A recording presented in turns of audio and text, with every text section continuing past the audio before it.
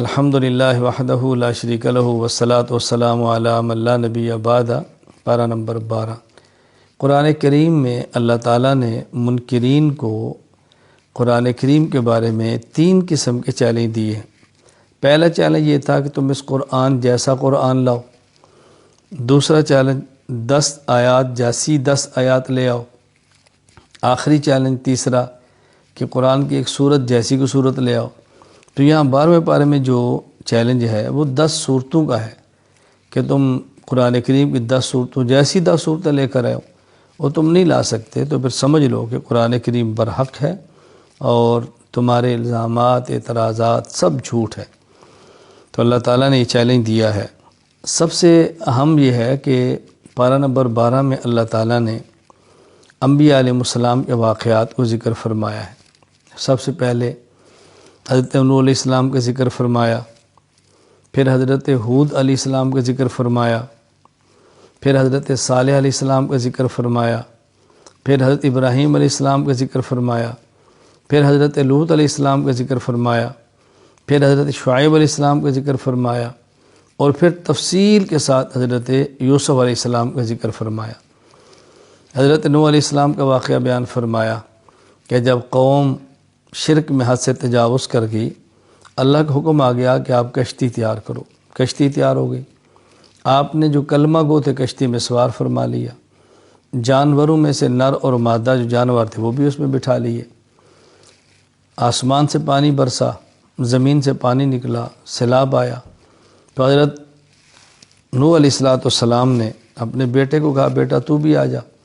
اس بیٹے نے کہا میں پہاڑ پر چڑھ کے بچوں گا، آپ کے ساتھ ہی بیٹھوں گا، پہاڑ پر بھی پانی تھا۔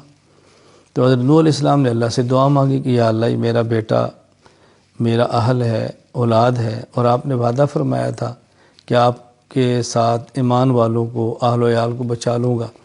تو اللہ تعالیٰ نے حضرت نوح علیہ السلام کو یہ بات فرمائی کہ اہل سے مراد وہ ہیں کہ جو مسلمان ہیں، یہ کافر ہے، اس کا کوئی عمل قابل قبول ہی نہیں ہے، اس لیے یہ وہ اہل نہیں ہے کہ جس کو تمہارے ساتھ سوار کیا جائے۔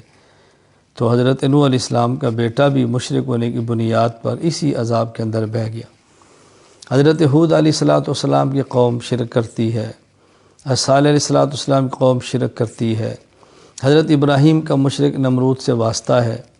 تو ہر نبی نے اپنی قوم کو دعوت دی ہے، جب یہ نہیں مانے تو ان کے اوپر عذاب کا کوڑا برسایا ہے اور برباد ہوئے ہیں۔ حضرت ابراہیم علیہ السلام کو بڑھاپے میں اللہ نے بیٹا دیا ہے، فرشتے کے ذریعے بشارت دی ہے۔ اللہ تعالیٰ نے ابراہیم علیہ السلام کو فرزند عطا فرمائے۔ آپ کے 2 بیٹے ہیں، ایک بیٹے کا نام اسحاق ہے، ایک بیٹے کا نام اسماعیل ہے۔ حضرت اسحاق سے یعقوب ہے، یعقوب سے پھر یوسف ہے، یہ سلسلہ ہے۔ اور اسماعیل علیہ السلام کی لڑی سے صرف ایک بیٹا حضرت محمد صلی اللہ علیہ وسلم جو نبی اور رسول آخر بن کر تشریف لائے ہیں۔ حضرت لوط علیہ السلام کی قوم کا بہت بڑا جرم یہ تھا کہ وہ مرد کے ساتھ بدفعلی کرتا تھا۔ حضرت نے بہت سمجھایا، وہ نہیں مانے، بالآخر ان کے اوپر عذاب آیا۔ اور آپ کی اہلیہ چونکہ مسلمان نہیں تھی، کافر تھی، تو ان کے اوپر بھی عذاب آیا اور یہ بھی کفار کے ساتھ ہلاک ہو گئی۔ انبیاء میں سے ایک نبی حضرت نوح جن کی بیوی کافرہ ہے، حضرت لوط جن کی بیوی کافرہ ہے، ان 2 نبیوں کا قرآن کریم نے ذکر فرمایا کہ ان کی بیویاں بھی کافرہ تھیں اور کفار کے ساتھ ہلاک ہو گئیں، باوجود اس کے کہ وہ نبی کی بیوی ہے۔ حضرت ابراہیم علیہ السلام کا والد کافر ہے، حضرت نوح علیہ السلام کا بیٹا کافر ہے۔ تو ایک نبی کا باپ ہے، ایک نبی کا بیٹا ہے، لیکن ایمان نہیں تھا تو کفار کے ساتھ ہی برباد ہو گئی۔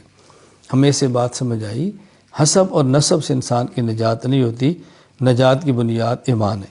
ہاں ایمان موجود ہو، پھر اعمال میں کمی کوتاہی ہو، اللہ اپنے کرم سے کمی کوتاہی کو معاف فرما دے، درگزر فرما دے، یہ بات بالکل الگ ہے۔ پھر حضرت شعیب علیہ السلام کا قصہ بیان فرمایا کہ ان کی قوم کا بنیادی بہت بڑا جرم ناپ تول میں کمی تھی، بہت سمجھایا، نہیں باز آئے، بالآخر ان کے اوپر بھی اللہ کے عذاب کا کوڑا برسا اور وہ بھی تباہ و برباد ہو گئی۔ پھر پارہ نمبر 12 میں اللہ تعالیٰ نے تفصیل کے ساتھ حضرت یوسف علیہ السلام کا واقعہ بیان کیا۔ اس کا کچھ حصہ پارہ نمبر 12 میں اور آگے کچھ حصہ ان کا پارہ نمبر 13 میں۔ جس قدر پارہ نمبر 12 میں ہے میں اسی کا خلاصہ ذکر کر رہا ہوں۔ حضرت یوسف علیہ السلام کو خواب آئی ہے کہ آپ کو 13 ستارے، ایک چاند اور سورج سجدہ کر رہے ہیں۔ والد سے پوچھا، والد تعبیر بتائی۔ وہ اس تعبیر کو آخر میں اللہ تعالیٰ نے کس طرح سچا کر دکھایا کہ 11 بھائی ماں اور باپ نے آپ کو سجدہ تعظیمی کیا۔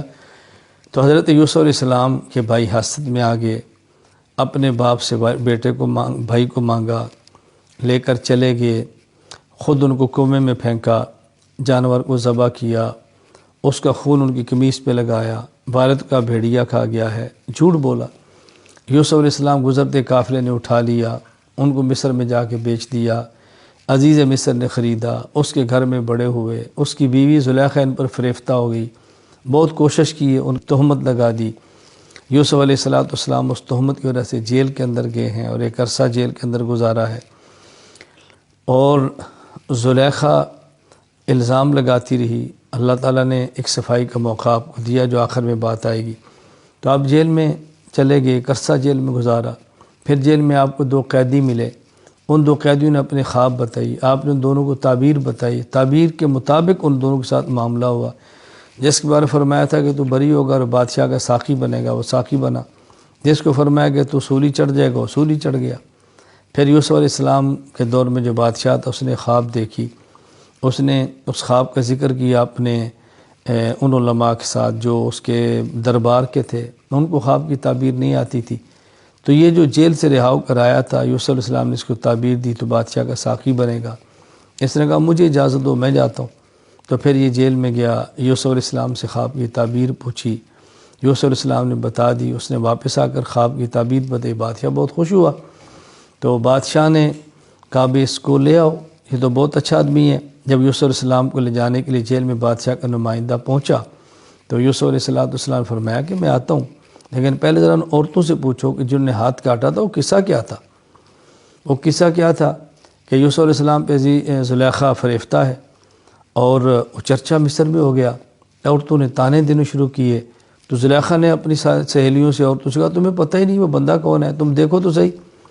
دعوت کی، دسترخوان بچھایا، یوسف علیہ السلام کو آپ باہر بلایا، آپ تشریف لائے تو تانا دینے والی عورتوں نے دیکھا تو حسن دیکھ کر دھنگ رہ گئی۔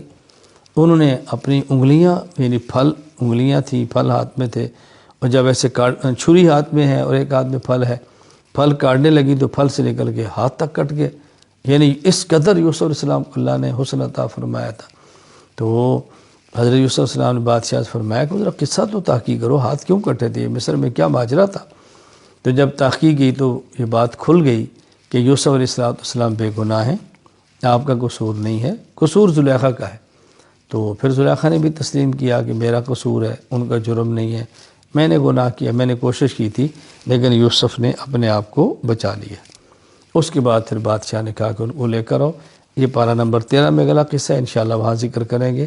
فی الحال یہ بات میں نے آپ کے سامنے عرض کر دی ہے۔